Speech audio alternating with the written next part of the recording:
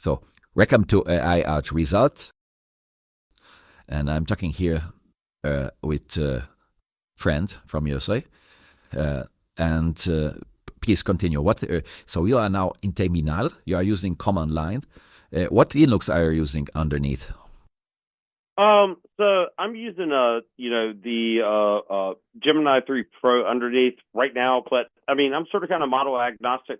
No, but you are running on the Linux. So what Linux is it? Can you write uname minus R? Oh yeah, this is Fedora 43, right? But I'm actually interacting with it from a Manjaro laptop. So okay. Yeah, so it's Linux to Linux, right? I'm just SSH'd in, right? Because this is where all my services live. Okay, so show what are you doing here? You are using LLM, Gemini, and you are using command line to do what? Well, I mean, I could realistically do anything, right? So, being a SysAdmin / cloud admin / Kubernetes admin by trade, right? I use it a lot for debugging, troubleshooting, helping people figure out why their app isn't performing, why their app isn't coming up, right? And so, a lot of times I do some, really simple stuff like, and I'm working at home, so I'll do stuff like, give me a topology of my Docker environment so that I know what's connecting to what, right? And I mean, so, by using CLI commands and whatnot, using it really as a replacement for Bash, right? I just look at this as like another replacement for Bash. You're just further abstracting things, but it can also write code, and we can go into that too. I actually have an RSS bot on Mastodon that I wrote using the same methodology or similar methodology. But I mean, I find it to be very effective. It's definitely changed the way that I do work, and it's made it a lot easier. I'm able to do projects now that would have taken me 2 weeks in like 30 minutes, right? So that's how I'm using tools like this. So yeah, so you have shock and death from 2 weeks to 30 minutes. 30 minutes, and I don't even have to watch it, right? It's like I just kick this off something like this. Like I'm not even looking at the screen right now. It's doing work. I'm talking to you, right? And so, I can kick this off during a meeting, right? And it's out there doing work. And, I'm talking so to you are not showing any secrets. It can be published on YouTube, this stuff, yeah? Oh, yeah, this is all running, on my personal machine. Locally. This is, yeah. But, when it comes to like work, I mean, the methods and, the methodology is really like the same, right? So at work, we'll do something, like, this is how I wrote this application, right? So this map was generated already in the form of text, yeah? Yes, it was done all via CLI, running a Docker command, getting JSON output. I mean, we could go back and look at that session, right? And you could see, like, I mean, it just told me like who's talking to what, on what Docker network. I mean, everything, right?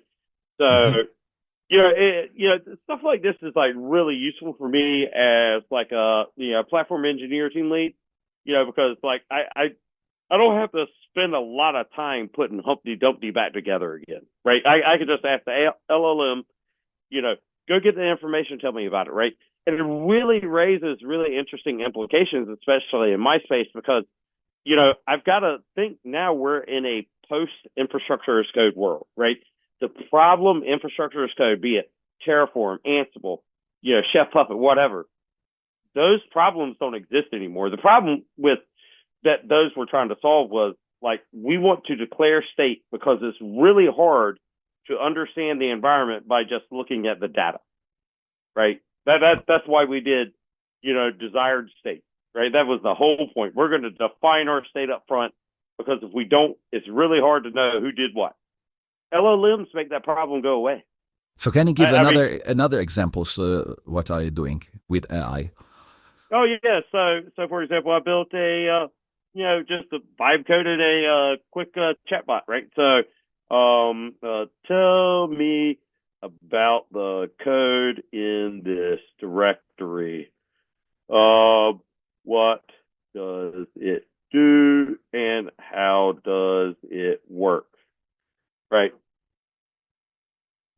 So you are doing it in text because you are a Unix lover.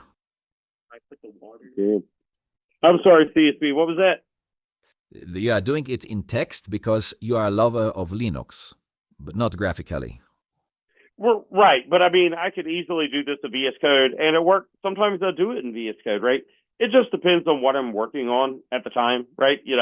I'm a command line guy. I've been using Unix systems since the mid '90s, so I mean, yeah, I'm that guy, right?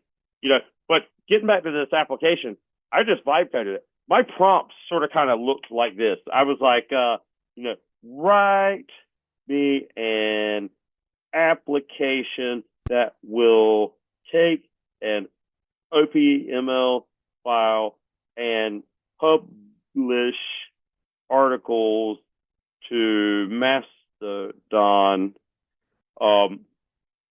new articles only, track article in SQLite, test, and what programming language? Python, right? It Okay. decided about Python, right? So basically, I told it something like that until it works, right? I built, if you go to RSS bot at mastodon.foxhand.club, I built it just like this. That's how I built it. Okay. It's very, very, very simple. I might have added write an application in Python or something like that. I have questions. You are admin of Kubernetes. Yes. And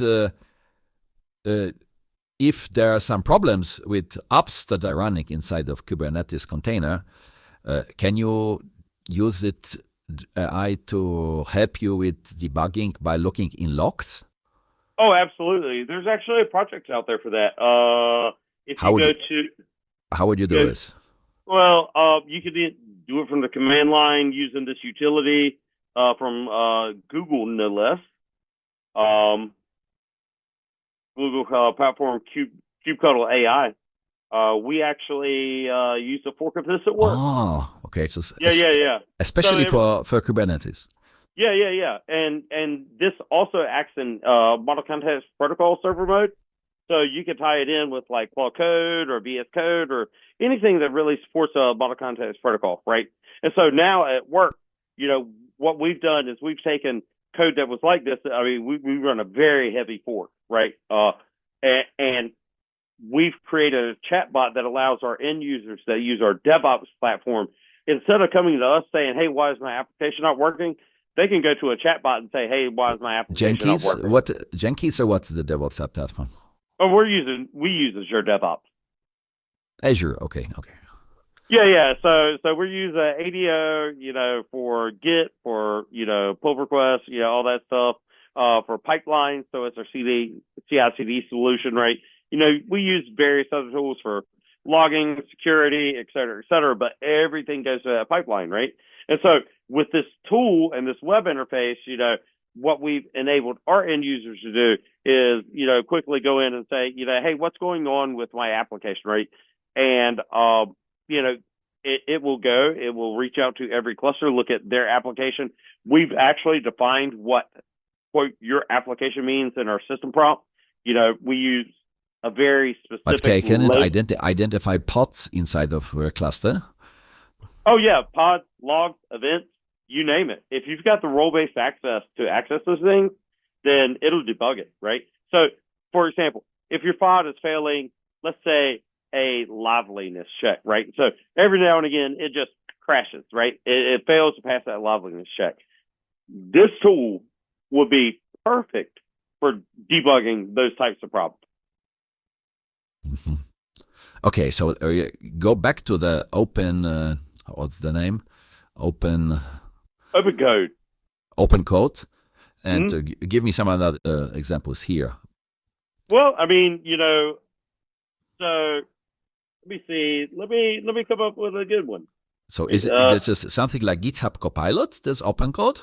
Yes. It's very much like that, except for you're not tied to Copilot for Inference. You could choose any inference provider you want, right? So large language model. You mean any large? Yeah. So you can connect to a provider. I mean, and you can see they support, of course, all the big ones: Anthropic, OpenAI, Copilot, all that stuff. But they also support like things like Grok and Vultr and all these. But why do they spell Grok with Q? Well, because it's a different company. They're two Groks, one with a K and one with a Q. Wow. And they're not the same. Yeah. That's a court battle waiting to happen. But yeah, I mean, I've got mine tied up. Here's another good use case. So why there's Gemini? Well, it's not necessarily Gemini, right? So, sometimes I will use, and this is very deceiving because it says Gemma 3, but it's really Nemotron running on my 4090 in the house.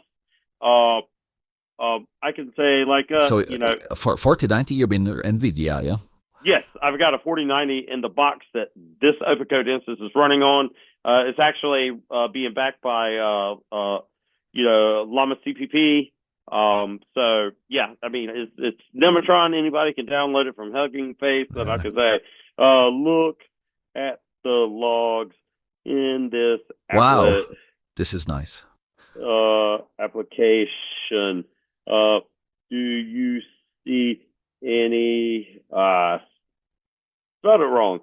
See any errors in log files that would be an easy fix, right? Oh, okay. Yeah, and you can see how much faster it is than like reaching out to Google or Anthropic or whatever. This is like. So this is an example of Kubernetes administration, yeah?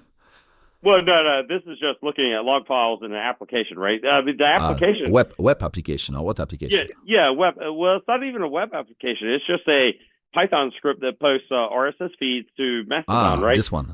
Right. But yeah, it could be a Kubernetes application. Really doesn't matter, right? It's all a matter of where your log files are at, right? And by the way, this Mastodon works only with Mastodon. Doesn't work with Pleroma, yeah? It should be. I don't know. Probably not. Let's ask it. Another question. I have seen some MCP. Yes, you can ask. But I have seen some MCP text. Where you have MCP there? Yeah, well, actually, I do. So I have one MCP server running FreshRSS. So I'm still old school. Yeah. I can say, give me. So you have written in Python your own MCP server. Well, this isn't my own, but I have, yes. But not this one. I can go to new. I'll switch models again. We'll go to Flash Preview. Tell me the latest in the news from FreshRSS, right? And my FreshRSS is running out in DigitalOcean, sort of kind of I got a rate limit. That's all right. It'll retry. Rate limit on what? Gemini, right? It gave me a 429, but it retried, right? So notice it reached out to FreshRSS using MCP. But you have to pay her for the API separately from Chatbot? No, actually, it comes with your whatever Gemini plan you have. Wow, but because in OpenAI you have to do it separately. No. I've got the Pro plan, so I get a little bit more. In terms of Gemini Pro or OpenAI Pro. Which Pro? Yeah. Gemini Pro. Gemini. Okay. Yeah. So yeah, you can see it's going through, summarizing my news. I like guns. It gave me the gun news. Technology. Okay, I think. Listen, it's enough for one video. So maybe let's wrap it up. Can you summarize and tell your general impression about using generative AI for development and administration of Kubernetes, development of your apps? Yeah, I mean, I'm gonna be bottom line up front. If you don't learn how to use this tool, you're cooked. It's my picking up this tool has 5x my productivity at a minimum, right? So I am very impressed because I know some people who insist that AI is just a gimmick, and some people, Adam Carey, and you only can do it for vibe coding, but you are showing that you can do it for much more, yeah, for logging, administration. Yeah, system administration. I mean, this is totally taking the place of like Bash. I used to go in there and like, write Bash scripts like, while true do blah, blah, blah, blah. T-1 as grep, yeah. Yeah. I don't have to do that anymore, right? I just say, hey, LLM, go solve this problem. And it's like, as long as you have a good prompt, you will get good results. If you have a bad prompt, you'll get bad results, right? It's like doing math in a calculator, right? If you don't know how to do math, you're not going to be really good at a calculator. No, right? but prompt is not enough. You need also the tools that can execute what your prompt has. Yes. With good prompting and solid tooling, it's going to make your life so much easier. And if you don't embrace it, it's going to run you over. Okay. So thank you for this presentation, and subscribe. Please subscribe and like. See you in another video.